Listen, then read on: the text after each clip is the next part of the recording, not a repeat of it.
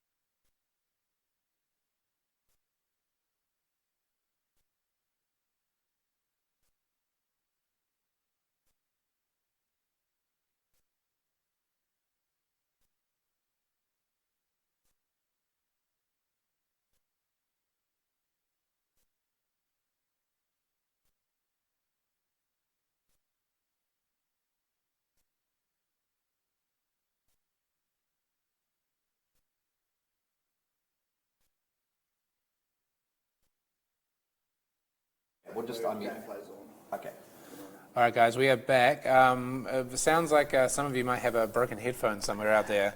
Yeah, we just checked in with our AV team. Apparently, the audio is working fine on our side, but we will keep an eye on it. Please let us know if it's sort of an ongoing issue for people. We'll see what we can do. It looks like they're just getting shuffling up. So my question before we just muted it was, so I'm used to how Kano plays in Blitz. But does Kano do anything different in the 40 life format? I think it's more of just the metagame's a little bit different in 40 life. I feel the game plan itself is somewhat similar, except for the fact that you can't just rely on perhaps one massive turn. For Blitz, for example, if you go to the classic stir the 8th winds into a huge fork lightning, then the game can be over almost before it starts. Whereas I feel in Blitz it kind of, in Constructed, it's a little bit different. You do need to sort of set up some number of string of turns. Yeah. And we can see the Katsu player here has gone for null rune 2. So keeping in place the critical equipment of the Mask of Momentum and the Snapdragon Scalers, that makes a lot of sense to me. But is this kind of half and half? Because the suggestion you made before was like, do they just go all in on being aggressive and forget about blocking any arcane damage, or do they go put all the arcane in? Usually it's either 3 or nothing. Is this, is this right? It's interesting, but I think for Kano sometimes it can be the breakpoint is 4 sometimes because of the Crucible of Aetherweave. Anyway, so sorry, just having a quick look here. So it looks like Caleb on Katsu is just starting off the classic Kadachi, Kano for 2, and throwing out a Whirlwind Gustwave just to push some damage. Yeah, pity it's not chained, but it doesn't really matter with a lot of these, does it? It's just about making sure you squeak out the maximum damage. Yeah, so using a red Gust Wave is a bit of a power card in Katsu. I can understand sort of wanting to throw it out, just not to have the Kano player have free reign, just to keep pitching on turn 1, like they're doing here. Okay, so it looks like we've got Krishaal pitching a blue Aether Flare to Katsu to have a look, and then just defending out with the next card. And Caleb's just going to place that card now still on turn 1 and come back to Krishaal. So I feel Krishaal here is going to want to be able to put some pressure on at least turn 1. Because you've got to be able to force the Katsu player to either pitching some cards for the Arcane Barrier, I feel, or otherwise just taking a whole lot of damage so you can race them. So is there any way to do an insta-kill with Constructed Kano? Can you pull off that kind of turn, or is it just not possible? You can if you stack up your whole deck. I think it might be difficult in the Katsu matchup. I think you're not given enough time. But here we see the Lesson Lava come out with that Crucible of Aetherweave. So that's coming out for 4 arcane damage, like that breakpoint I mentioned earlier. So we'll have to see if Caleb thinks it's worth defending any of the arcane, or just saying, hey, if I can't stop all of it in the effect, I won't stop any. Okay, so it looks like he's chosen to prevent 2 of the arcane, I believe. So Krishaal is now able to search up a card with cost 2 or less to put on top of his deck. Now, the question is, So the Tome of Aetherwind, that's quite a good one because it allows you to pitch a blue card to Kano and then Tome of Aetherwind at instant speed and draw 2 cards. That is pretty solid. It's funny that the deck that runs the most tomes in the format, including Tome of Fendel, is of course is Wizard with those draw 2s. Yeah, there's a lot of tomes out these days. So pitching the Blue Rousing Aether to Tome, I believe we're going to see draw 2 here. And Krishaal's going to see if he can string something together here, because he doesn't want, obviously he doesn't have an action point anymore because he's used it on the Lesson on Lava. Yeah. Okay, so he's But still going off at instant speed due to Kano's ability. Well, there we see the Aether Spindle very, very strong, particularly when the other player is not playing Max Arcane Barrier. And this digs him further into his deck. Hopefully he sees, 35. Okay, so he's taken 3, which allows Krishaal here on Kano to opt 3. So you might be thinking, well, he just gets to draw those cards anyway. But I think the great thing here is for Krishaal, it allows him to maybe stack, say, some number of blues on top of his deck to be able to play at instant speed. Or even if he just sees a core card like Stir the Aetherwinds, for example. And yeah, I'm seeing a few people in the Twitch comment these players are their own. Like, yes, but these are both sort of very good players. And honestly, I walked through the room before, and there's a lot of very, very top players who are 0-1. It's just the nature of the format, nature of the tournament. So personally, I'm super excited to see this.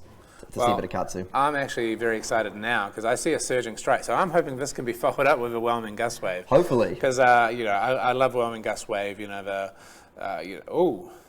Okay, so he just goes to the attack reaction Ancestral Empowerment. Now that's a bit of a gamble because he needs to be drawing a 0-cost card off the top here. Yeah. Is that another Ancestral Empowerment? That looks like a flying. He's got a flying knee kick in hand.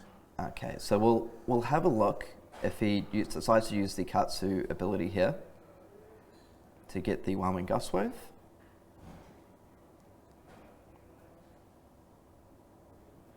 Oh.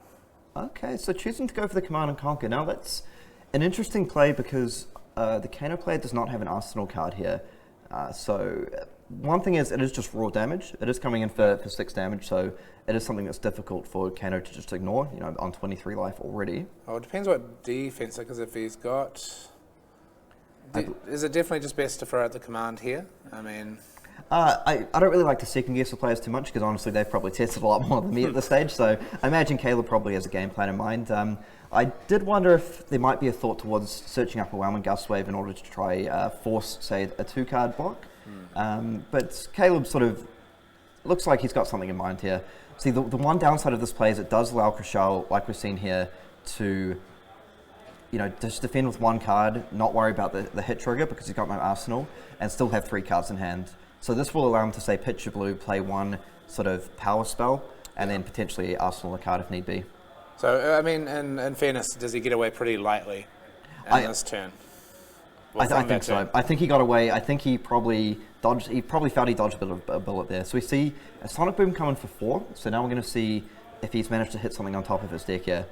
Oh, and he hits the Blazing Aethys. Now this is only coming in for 2 because the Caleb on Katsu here did prevent the first 2 arcane damage. He does have 1 resource floating, so it effectively is only threatening 1 additional damage. Okay. So to note about what is the most fearsome? What is the kill card? Is it the Forked Lightning? I think something along the lines of a Stir the Aetherwinds into a Forked Lightning. We're using the Metacarpus nodes, which the Kano player has as the arms here. So the Metacarpus nodes is kind of in a way, one-use thing. So you can use it for 1 turn on multiple different spells, the non-attack actions if you play them out. So you can use that in combination with something like Crucible of Aetherweave to set up a really giant Forked Lightning that comes in for just an absolute ton of damage. Yeah. If you compare that with the Blazing Aether, even better. There we go. Kadachi's weren't present in the last turn, but it's getting in because he hasn't got any mask triggers so far. No, he's not. Now this second one, we'll see if Krishaal potentially wants to defend this Kadachi to have a bit of a freebie on the final attack to prevent that mask momentum trigger. Yeah. Or otherwise, the other option is, of course, he takes this and then defends against the third card. But it does give him some options here. So now this is a scary attack coming up because as you identified, the mask momentum trigger. Oh, okay, so it's just a sigil. Ooh, sigil. Okay, so he's just using the sigil to gain back the life. And honestly, he's probably happy enough with that. Just thinking, if I can maintain a high life total, it gives myself a bit of flexibility on a turn. If I draw the full combo line for surging, maybe I can just take a bit of arcane damage and see what happens. Yeah, well, again, I'm all used to the fast pace of Blitz, and this game really isn't a sprint. That's true. And we see here so he's pitched a Gaze the Ages to go Crucible, Aether and a Sonic Boom for 4. So he's chosen to take the full 4 here, so that's that flexibility we're talking about. Krishaal really wants to hit something here to continue on his turn. So it's just the blue Scalding Rain, so that's only coming down for 2. It is free because of the Sonic Boom effect. Yeah.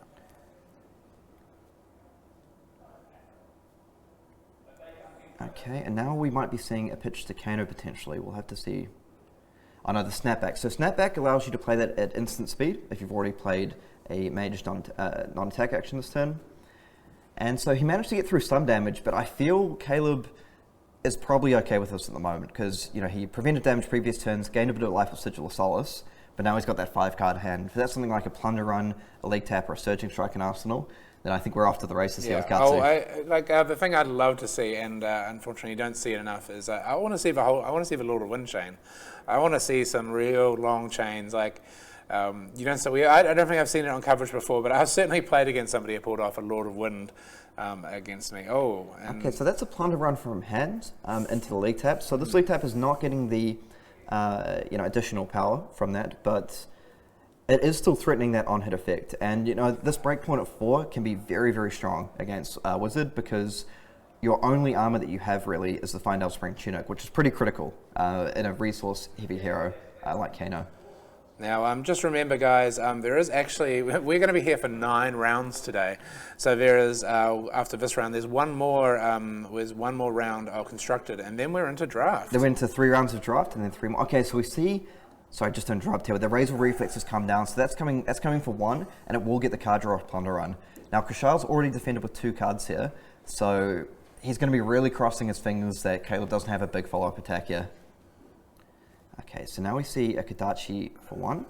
So if this hits, that will be the second one on the chain link. So the next attack will be threatening the Mask Momentum trigger. Yeah, and that could be huge. Oh, I mean, I don't know.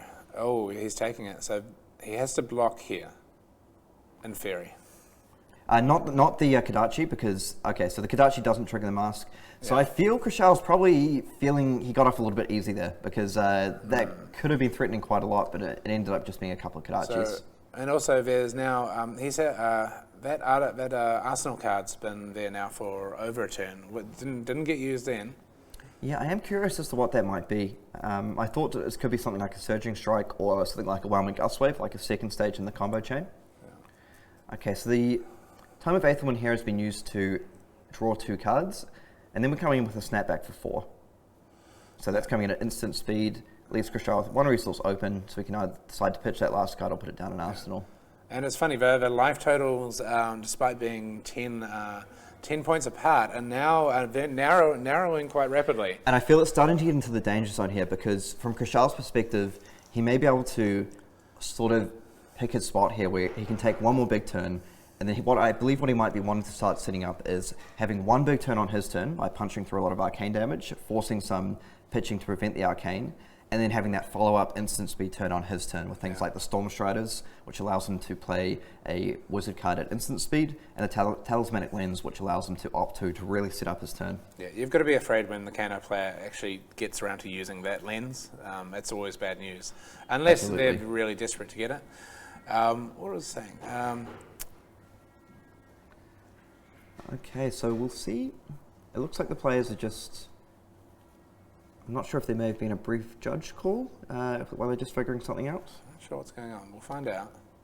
One thing I did see in Caleb's hand for his next turn is there was an Enlightened Strike. Okay. And like that's for daddy. That's for 7. That's the 7 power. Okay, so it looks like we have just had a quick judge call, so we'll just, the judges come in and sort this out here.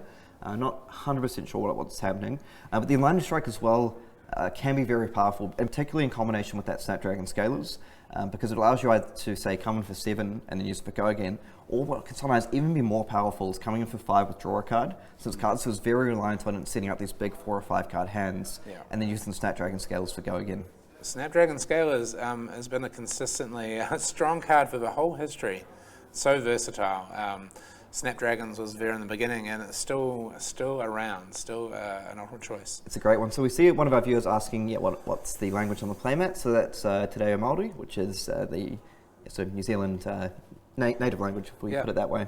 Steve, who runs Sushi Night, seemed very well versed. He gave us a karakia, which is basically essentially a traditional Maori prayer. Prayer, welcome to the group. And of course, Steve had this particular playmat that you can see done during Maori Language Month. And it's just awesome. I love the Sushi Night girl. It's very, very cool with the headphones on there. So I'm not entirely, it may just be sort of a slight life total discrepancy issue or potentially a games rule violation error, but we won't let that distract us from what is shaping up to be a great game. I think things are about to start heating up very quickly, I believe. Okay, so we see the blue crane dart pitched to the Kadachi, coming in for 1. The second Kadachi here, so this is the one that kind of sets up the Mask of Momentum trigger on the third attack. Yeah. Oh. I say ooh because there's no blocks. Saving it, so... Okay, so now we see the Whirling Gust Wave, and like you're referring to the Snapdragon Scalers here, this is quite cool, because Krishaal has to be a little bit worried about here for a number of things. Things like Ancestral Empowerment and Razor Reflex to trigger the Mask of Momentum, allow him to search up McKenchie's, plus the Snapdragon Scalers. Okay, so the Scalers come down. Let's see if he has a follow-up. Here's the E-Strike. So 1 card goes to the bottom. Is he 7ing it? We can't quite see, so it looks like... He hasn't drawn a card yet. Okay, so it looks like he just wanted to push through damage there. Now, it's really beginning to bug me. What is that Arsenal card he's been holding now for quite a while? I am curious. If I had to guess, it would be something like a Rising Knee Thrust, because we haven't seen something like a Leg Tap in a while, which would make kind of a bit of sense to hold that back. Oh, okay. Tone from hand? This is Tone from Arsenal. Oh. So he is drawing 2 cards here, and he's going to gain quite a bit of life. Okay, so he has to take the 7 from the Enlightened Strike, and now he gains basically nearly all of that back with the Tome of Findale.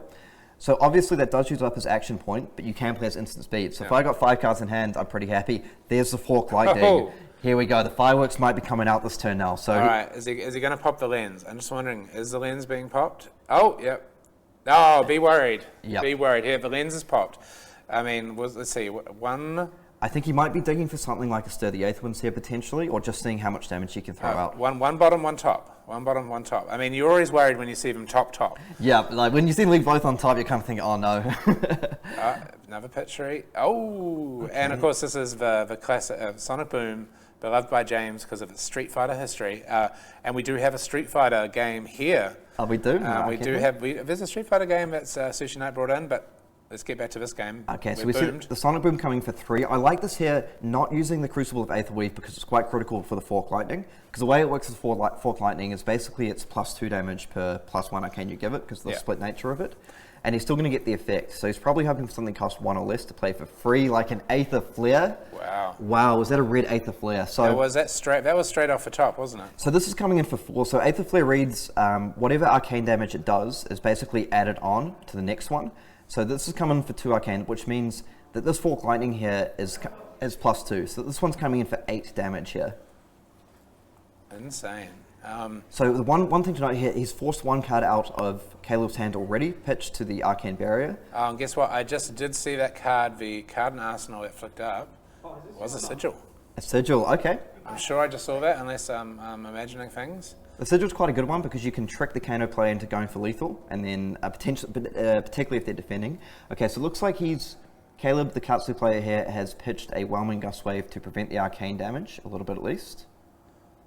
And he is sigilling up. Okay, so he's chosen to use the Sigil now. I can see, I mean, he may have just figured he was going to use it anyway, so he thought he'd throw it out at this point. One that he gets his arsenal back because, Yeah, so one thing I want to point out to the viewers here is this is a very, very dangerous turn for Caleb here.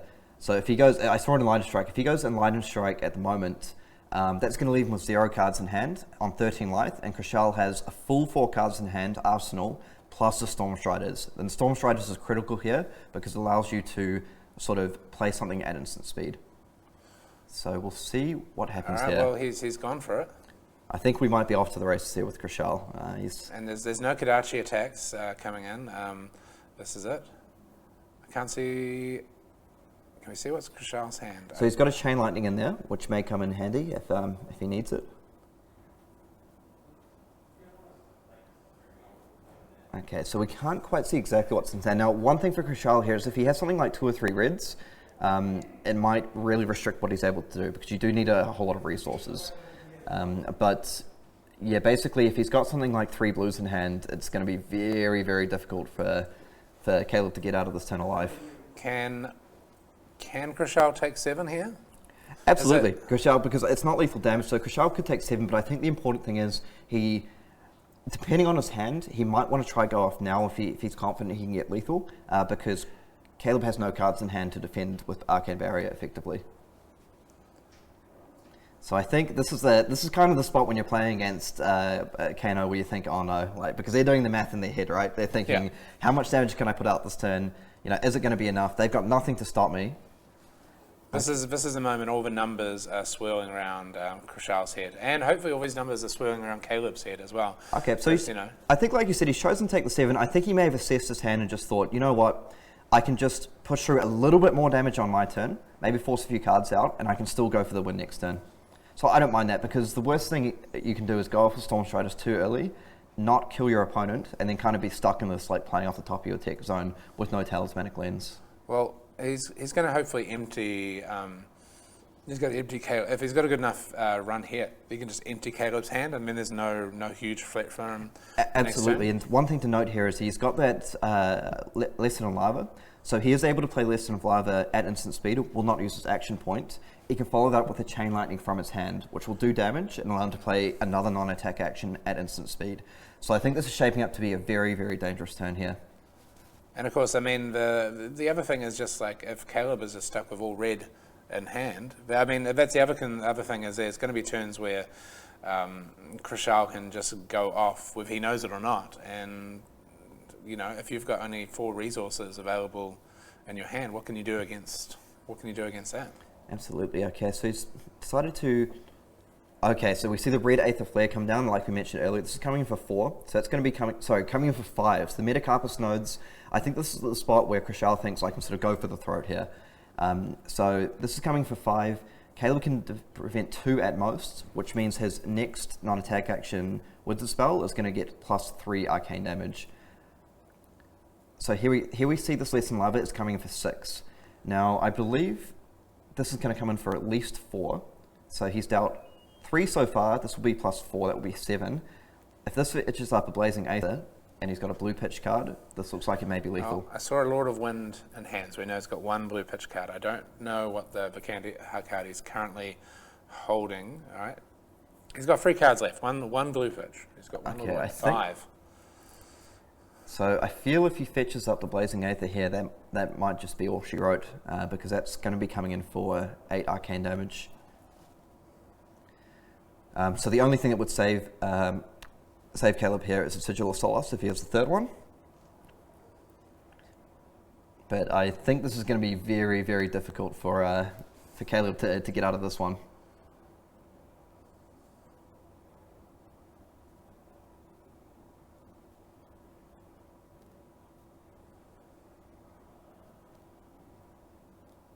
Okay, wait, so I'm not quite sure what happened there. Did he... No. Oh, he must not have had a blue card in hand to get lethal. So it looks like he just put the Blazing Aether on top to set up a kill turn. Oh, and actually, so he did have the 3rd Sigil, so it wasn't going to be lethal anyway, even if he could. But one thing to note here is Krishaal can look to go for lethal in response. So the Cindering Foresight. He does need to be a little bit careful here, though, because Caleb has not used his action point. So if Krishaal goes a little bit too all in, uses all his cards, and doesn't get lethal, then Caleb can just kill him from no cards in hand. So is this a wise choice for Krishaal? Would you be more conservative? He is playing the Cindering Foresight from Arsenal, so it's a bit of a freebie here, because I think he's going to look at the top cards and say, I know it's in my hand, I've got Storm Striders active, I can very safely either go for the kill or just wait. Okay. Because 8 life is just not all that much to he should be, this is what he's calculating right now. I believe so, yes. So and bear in mind, the Cindering Foresight does give sort of +1 to your next, +1 arcane to your next one. Okay, so there's a potion pitched, and there's another Cindering Foresight. Okay, so he's really starting to dig here. So that looks like a blue Cindering. Follow it up. Gaze the Ages. Okay, that's a great one because that's going to come back to his hand. So that opts to, so he's left 1 on top here. And then this Gaze the Ages coming back to his hand, so... Oh, I love Gaze the Ages. And then another Gaze the Ages. Okay, so this guy, he's Krishaal's got out a shovel and he's really just digging through his deck here. He's seeing as many cards as he wants to. Is he going to find buried treasure or not? This is a question. Can he just whiff here? Okay, so I think what he's doing, he's been quite wise. He's looking through his graveyard to see, what have I used, what do I have left? I don't think we've seen anything like Red Vaulted Bolt yet. I'm not sure if he's playing that, but that would be a great thing to hit. Because what he's probably thinking is like any sort of powerful wizard non-attack action that can come down is going to be very close to lethal with Blazing Aether.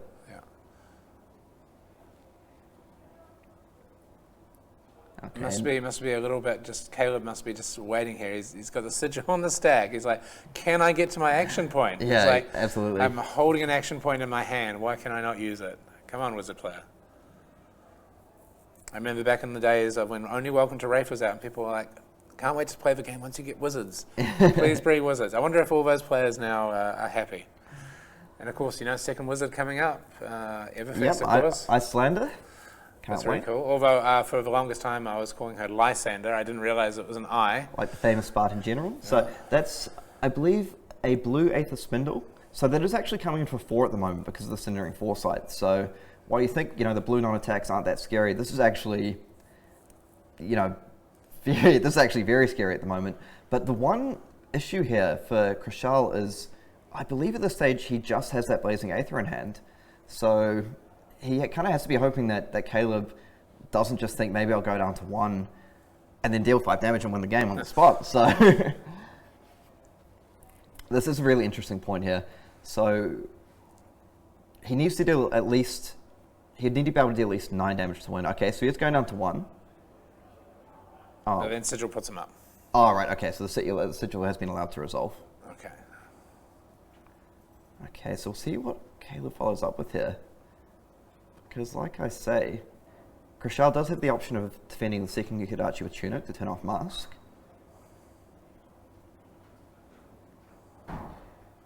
Alright, Kodachi's alive. Alright, so Kodachi number 1. One Kodachi. I think we might see the Tunic come in front of the second Kodachi here.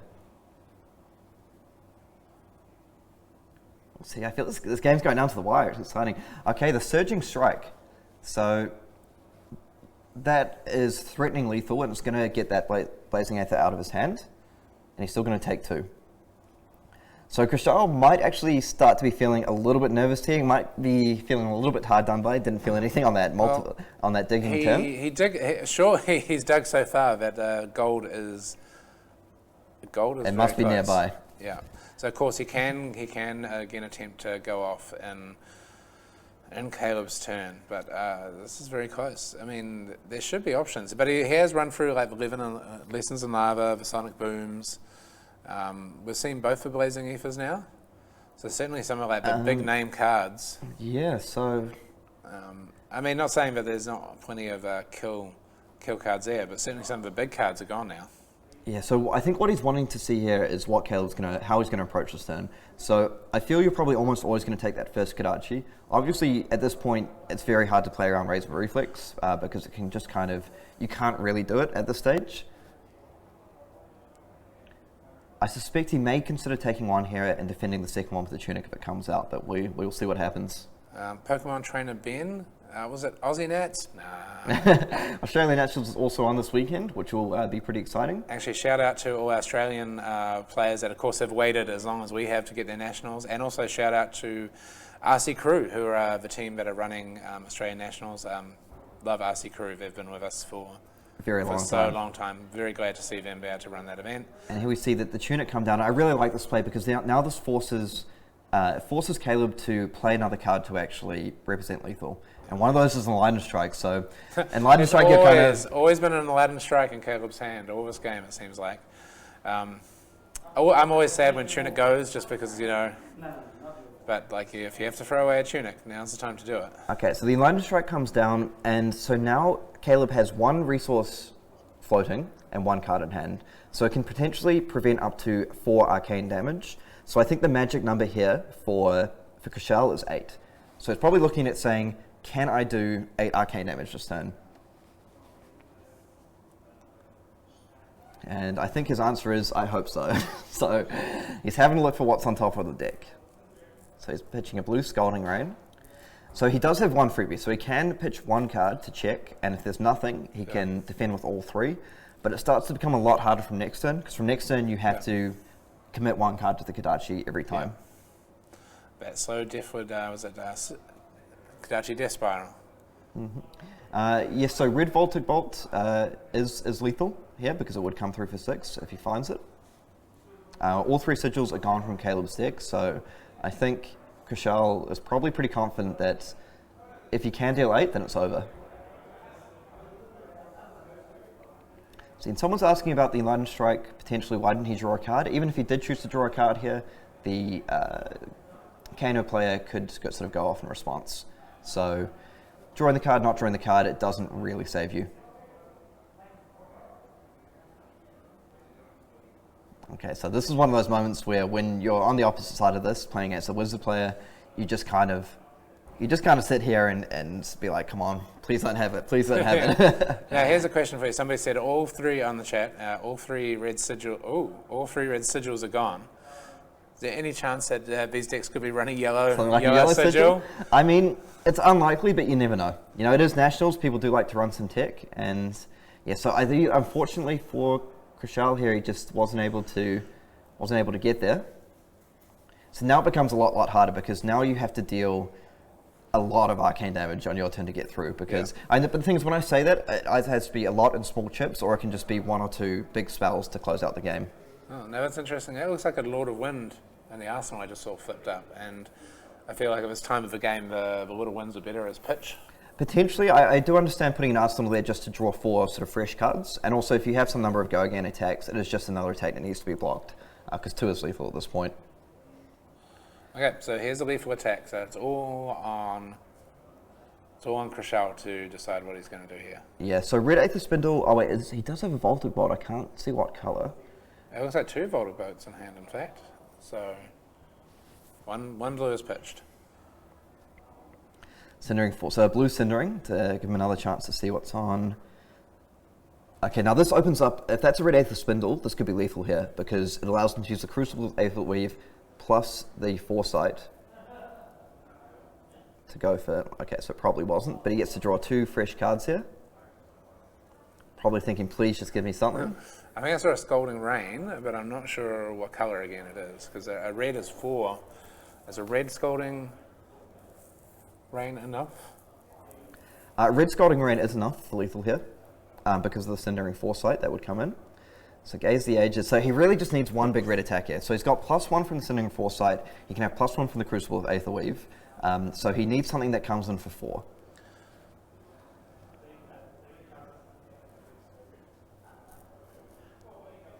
Loose Leaf Tea Dev. That's why I think who is it? Sorry, Hexrock. That's why we're here to help best navigate you through this game. Listen to our voices. Let it wash or at least listen you. to Karen's voice, because he's the expert. I'm the color commentary. Man, I'm actually really excited for this game. This has gone. I feel this has been a classic. I've played a bit of Katsu vs Kano in my time as well, on both sides of the matchup, and honestly, you can quite often go like this. Yes, Tome only comes in yellow because it is, of course, a Majestic. Okay, so I think that may be 3 blues in hand. So, all right, so he can dig. Yeah, he probably has Okay, I can't. No, actually, maybe I missed it. So here we see Storm Striders come down. And, that's going to be enough. Yep, because the Voltic Bolt gets plus... Yeah, I believe that's a red Voltic, so that's enough for lethal because it's coming in for 7, and the Kano player gets there. And that's why it can be a little bit sad sometimes. You're playing against Kano, you get them down to 1, but the game's not over until it's over. To be fair, playing Kano last night, I didn't even get them down to 1 before they killed me. But this is very different. There's 40 life to... Like, if you think about this, there's 40 life to be that you're attacking as a Kano player. And then in this game, an extra 9 from Sigils. Yeah, so you had to get through 49 life there as a Kano player. And I feel, Krishaal's probably had a few nervous moments there, just sort of digging through endless amounts of cards to hit when he needed to win. But he got there in the end, and he's coming and he's back to 1-1. So he's keeping his national streams alive. I was going to say, Caleb, 0-2.